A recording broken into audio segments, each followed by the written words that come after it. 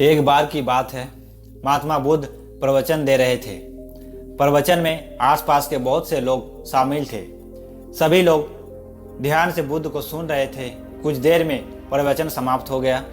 लोगों ने बुद्ध को प्रणाम किया और अपने अपने घर को चल पड़े। पर एक युवक वहां पर बैठा रह गया। बुद्ध की नज़र उस युवक पर पड़ी तो वे पूछ बैठे, क्या बात है वत्स, कोई जिज्ञासा है क्या? युवक बुद्ध के पास गया और प्रणाम करके बोला, प्रभु, बहुत उलझन में हूँ। जितना इस बारे में सोचता हूँ उतना ही उलझ जाता हूँ। कैसी उलझन है वत्स? बुद्ध ने प्रश्न किया। युवक हाथ जोड़कर बोला, प्रभु, यह संसार कितना विशाल है। संसार में लाखों करोड़ों लोग निवास करते हैं, जिनमें भी एक से बढ़कर एक विद्वान, कलाकार, योद्धा। ऐसे में उन सबके बीच मुझ जैसे सामान्य प्राणी का क्या मूल्य है? युवक की बात सुनकर बुद्ध मुस्कुरा दिए। वे बोले, तुम्हारी जिज्ञासा का उत्तर मिल जाएगा, पर इसमें थोड़ा सा समय लगेगा। क्या तब तक मेरा एक छोटा सा काम कर सकते हो? प्रभु, ये तो मेरे लिए गर्व का विषय है कि मैं आपके काम आ सकूं। युवक ने पुनः अपने हाथ जोड़ दिए। आप आदेश करें प्रभु।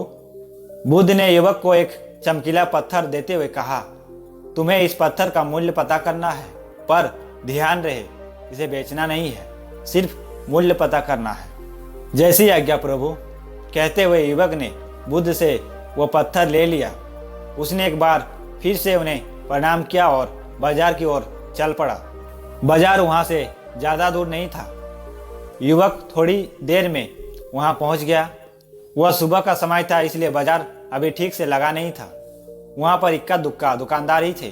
युवक ने जिज्ञासा बस इधर उधर नज़र दौड़ाई। उसे एक पेड़ के नीचे एक दुकानदार नजर आया। वो आम बेच रहा था। युवक उस दुकानदार के पास पहुंचा और उसे पत्थर दिखाते हुए बोला, क्या आप इस पत्थर की कीमत बता सकते हैं? दुकानदार एक चालाक व्यक्ति था। पत्थर की चमक देखकर वह समझ गया कि अवश्य ही यह कोई कीमती पत्थर है। वह बनावटी आवाज में बोला, देखने में तो कुछ खास नहीं लगता, पर मैं इसके बदले 10 आम दे सकता हूँ। दुकानदार बात सुनकर युवक को हल्का सा क्रोध आ गया। वह मन ही मन बुदबुदाया, यह आदमी मुझे बेवकूफ़ समझता है। इतना सुंदर पत्थर और इसका मूल्य सिर्फ 10 आम। अवश्य ही यह झूठ बोल रहा है। युवक को चुप देखकर दुकानदार बोला, कहो क्या कहते हो, निकालो आम। पर युवक ने दुकानदार का कोई जवाब नहीं दिया। वह चुपचाप आगे बढ़ गया। सामने एक सब्जी वाला अपनी दुकान सजा रहा था। युवक उसके पास पहुंचा और उसे पत्थर दिखाते हुए उसका मूल्य पूछा। उस पत्थर को देखकर सब्जी वाले की आंखें खुशी से चमक उठी। वह मन ही मन सोचने लगा, यह पत्थर तो बहुत कीमती जान पड़ता है। अगर यह मुझे मिल जाए तो मजा ही आ जाएगा। क्या हुआ भाई, कहाँ खो गए? युवक ने दुकानदार को कहा। सब्जी वाला चौंकता हुआ बोला, कुछ नहीं, मैं तो बस मन ही मन इसकी कीमत की गणना कर रहा था। वैसे मैं इस पत्थर के बदले एक बोरी आलू दे सकता हूँ। सब्जी वाले के चेहरे की कुटिलता देखकर युवक समझ गया कि यह दुकानदार भी मुझे मूर्ख बना रहा है। मुझे किसी और से इसका मूल्य पता करना चाहिए। यह सोचता हुआ युवक आगे बढ़ गया। सब्जी वाला दुकानदार ने युवक को पीछे से आवाज़ लगाई, क्या हुआ भाई, अगर आपको यह मूल्य कम लग रहा है तो बताइए तो सही, मैं इसे बढ़ा दूंगा। पर युवक उसकी बात पर ध्यान नहीं दिया। वह इधर उधर किसी ऐसी व्यक्ति को खोजने लगा जो जानकार हो और इस पत्थर की सही कीमत बता सके। युवक को लग रहा था कि अवश्य यह कोई कीमती पत्थर है, शायद कोई जौहरी इसका सही मूल्य बता सके। यह सोचता हुआ युवक एक जौहरी की दुकान पर पहुंचा। जौहरी अपनी दुकान को अभी खोल ही रहा था। उसने युवक को अपनी दुकान की ओर आते हुए दूर से देख लिया था।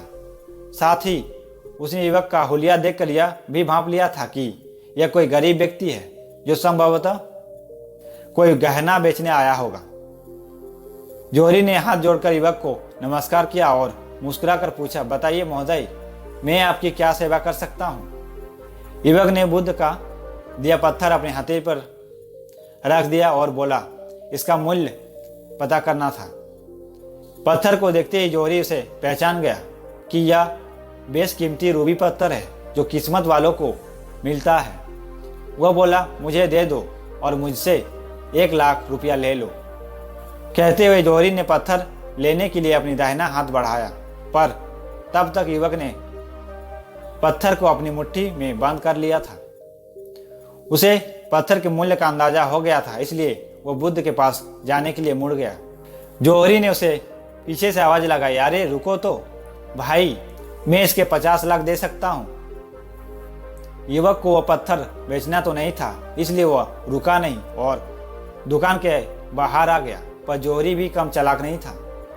वह उस अनमोल पत्थर को किसी भी कीमत पर अपने हाथ से जाने नहीं देना चाहता था। वह दौड़कर उसके आगे आ गया और हाथ जोड़कर बोला, तुम यह पत्थर मुझे दे दो, मैं इसके बदले 1 करोड़ रुपया देने को तैयार हूँ। युवक को जौहरी की बातों में अब कोई रुचि नहीं रह गई थी। वह जल्द से जल्द बुद्ध के पास पहुंच जाना चाहता था, इसलिए ना तो वह रुका और न ही उसने जौहरी की बात का कोई जवाब दिया। वह तेज तेज कदमों से बुद्ध के आश्रम की ओर चल पड़ा। जौहरी ने पीछे से आवाज लगाई, ये अत्यंत मूल्यवान पत्थर है, अनमोल है, तुम जितना पैसा कहोगे मैं दे दूंगा। यह सुनकर वह युवक परेशान हो गया। उसे लगा कि कहीं पत्थर के लालच में जौहरी उसे पकड़कर जबरदस्ती ना करने लगे, इसलिए वह तेजी से आश्रम की ओर दौड़ पड़ा।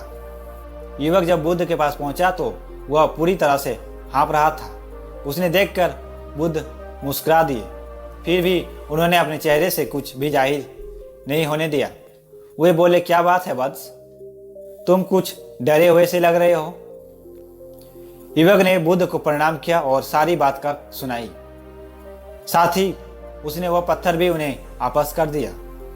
बुद्ध बोले, आम वाले ने इसका मूल्य 10 आम बताया, आलू वाले ने 1 बोरे आलू और जौहरी ने बताया कि यह अनमोल है। इस पत्थर के गुण जिसने जितने समझे उसने इसका मूल्य उसी हिसाब से लगाया। जैसे ही यह पत्थर ऐसे ही यह जीवन है। प्रत्येक व्यक्ति खान से निकले हुए एक हीरे के समान है, जिसे अभी तराशा नहीं गया है। जैसे जैसे समय की धार व्यक्ति को तराशती जाती है, व्यक्ति की कीमत बढ़ती जाती है। यह दुनिया व्यक्ति को जितना पहचान पाती है उसे उतना ही महत्व देती है। कहते हुए बुद्ध एक क्षण के लिए रुके, फिर बोले, किंतु आदमी और हीरे में अंतर यह है कि हीरे कोई दूसरा तराशता है और व्यक्ति को अपने आप को स्वयं ही तराशना पड़ता है।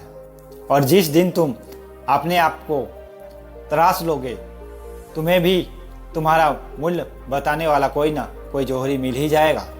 तो दोस्तों, अगर ये वीडियो आपको अच्छे लगे हैं तो वीडियो को लाइक करें और इस चैनल को सब्सक्राइब करें। आप सभी को धन्यवाद।